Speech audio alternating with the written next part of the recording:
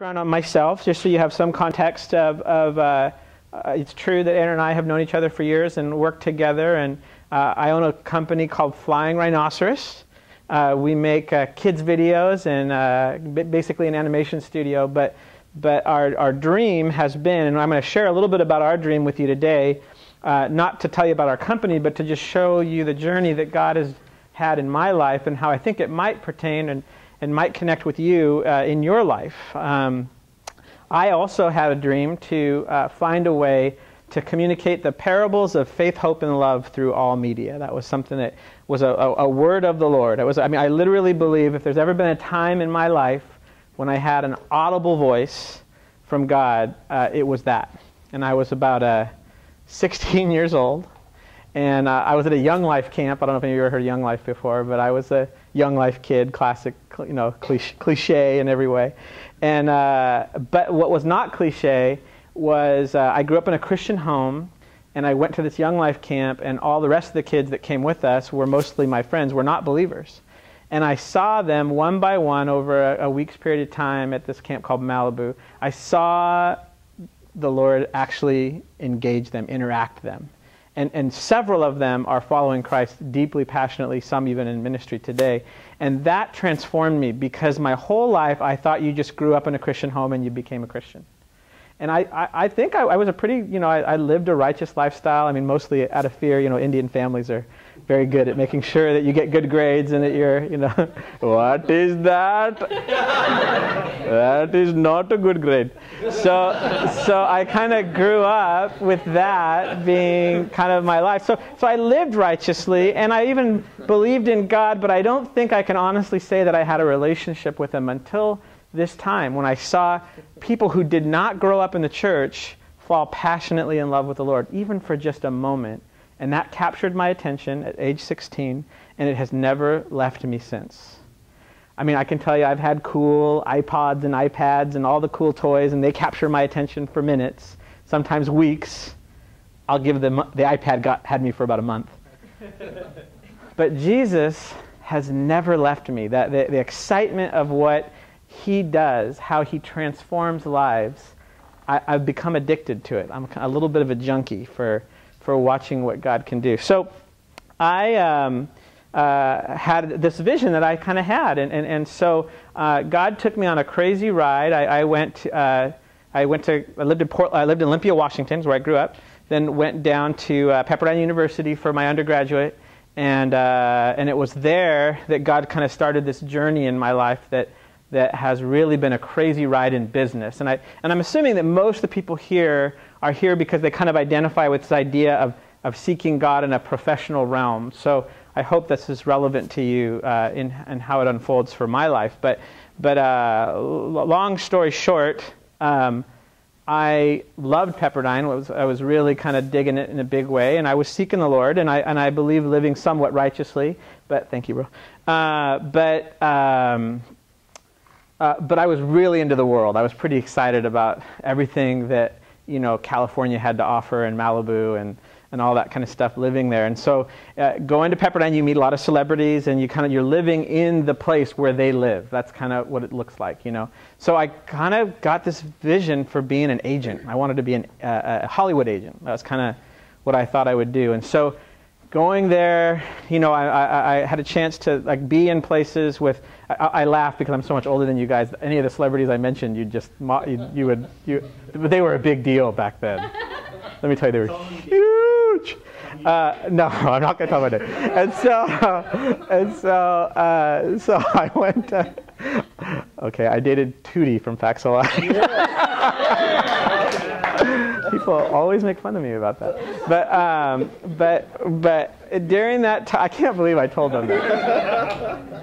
But during that time, my dad had a little business in Olympia, Washington, and he has a heart attack. Okay, and Indian families, again, if your dad is not well, all sons go to the aid of your father. That's just it's a genetic code thing. You don't even think of anything else. So I dropped out of Pepperdine, which was my dream come true. Everything was going my way. Everything was kind of what I had always hoped for. and I'm back in Olympia, Washington, which is a beautiful place. But when you're a kid, you just think of it as like the armpit of hell. and so I'm back in my own little hometown, and we had a small little computer company, and another classic Indian thing, right? IT. And so I was one of the first ones. So we were there, and my dad, he actually didn't pass away in that time period, but almost did. But what happened, but he has since. But I got to Olympia, Washington again, and my old Young Life leader comes back into my life and asks me to start leading Young Life, And like I said, kind of living for God at kind of a casual level, but just bummed that I am where I am, because I'm thinking I could have had, the life of my dreams and been an agent in Hollywood, and here I am in Olympia, Washington, with a bunch of junior hires, leading Young Life, not having any clue what God was about to do, right? And so what happened was one of our clients ended up being a guy that would start a company called Nextel. And so I got a chance to sell him some computers, and our specialty of our family little company was we'd go to people's homes of kind of high-producing salespeople, and we'd set up home offices. Now, you're going to laugh at this. This is how old I am. This is before the internet, So we telnetted. We taught people how they could use the modem to connect to their corporate office and work from home, and it was like mind-blowing. People could not believe you could do that, right? We're talking bulletin boards and the whole bit, right? So I'm setting this up for this guy, and so what's funny is he really kind of takes a liking to me, and I've been, one of our things is we don't just sell you the computer, we'd follow up and meet you, week after week, and kind of train you on how to do this. And he was not an older guy by any means, but he just was not a technology guy. So he really appreciated the support, because he kind of became the sharp guy in the company that kind of knew all this stuff, and he kind of gave me credit for that. So I ended up kind of becoming the son that he never had, but the bad news was he had a son, so it wasn't that great. So it was kind of sad for that kid. But so he kind of took me under his wing, and then next thing you know, he starts Nextel, basically. And it's a long story, and it's actually not as simple as that. But just for the purpose of this conversation, the company he starts ends up becoming Nextel. Is the true part of that story. And so he brings me on to be a part of that team. And from there, amazing things happen. It just becomes this crazy ride where I got to be like the 10th person on this team that ended up becoming a multi-thousand, staff across the country. And before I left, I got to be a VP. And in the what years would that be? In the 90s, in the IPO fever, the company went public, and I was 25 years old. And probably never had to work another day in my life for financial reasons, And that was a crazy experience, because it's not where I came from. I came from a middle-class family, never knew anything about what could happen. I can say all this modestly because I'll tell you a story in a few minutes where you'll learn that I lose it all, so don't get too excited. So I'm 25 years old, and honestly, probably never having to work another day. And you ask yourself, what are you supposed to do with your life at that point?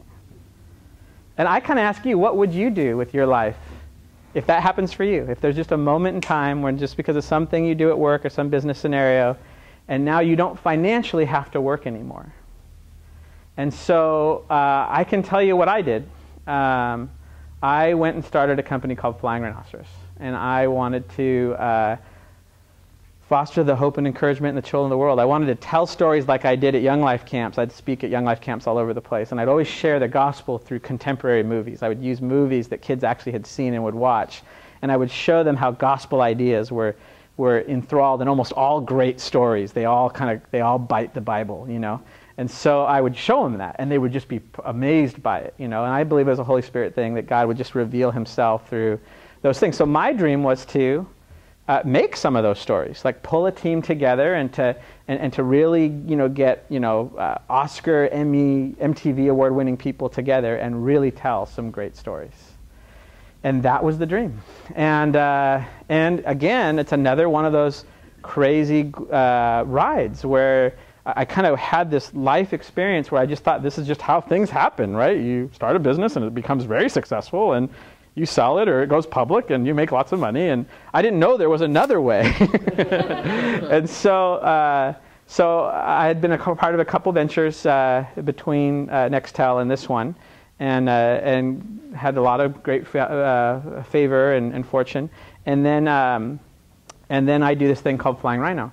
Well, our dream and vision to this day is still true, is we would like to kind of redefine educational television, how kids interact with media. We believe that what's changing, what's happening in the world, is that now media is bi-directional. It can go both ways. So it can come down to you and it can come back, right? So when you were kids, if you were watching, I don't know how old everyone, Blue's Clues, whatever it would have been, when you were, okay, I just made you 13 years old. But when the dude from Blue's Clues would talk to you from the audience, the difference is now you can talk back. And the kid and the person on the TV show can talk at you again. It can go both ways. And so that's what we believe that we're going to try to do. And so here I am. Here's the sad news. In 1999, trying to launch that kind of objective. And we go out and we raise millions of dollars. And it kind of becomes, again, another one of those little golden boy stories of people from all over the nation flying to Portland, Oregon to see this little company called Flying Rhino.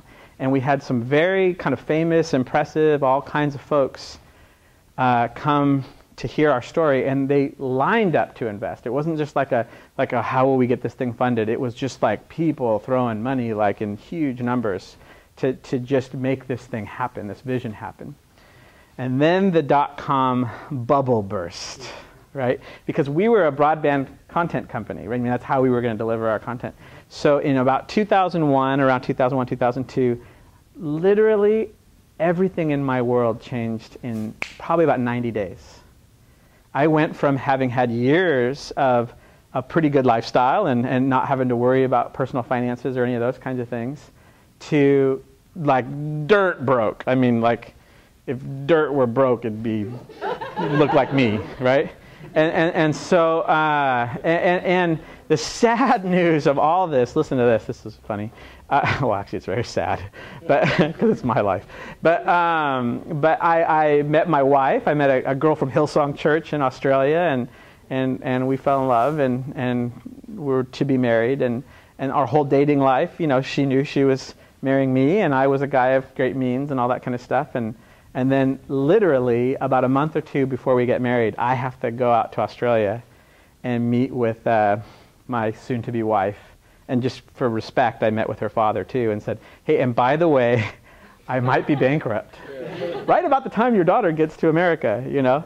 And I mean, about as humiliating as it can be, and it was a very, you know, scary time. Ironically, there was a show on television at the time called Joe Millionaire.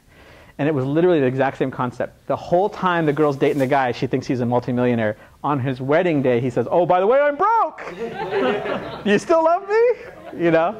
And so I always tell my wife she was the original Joe Millionaire. So by the way, we did get married, and we have 2 kids now. And so she chose to stick with me. And it has been an awesome provision of God throughout that whole time period. But the message that I want to share with you today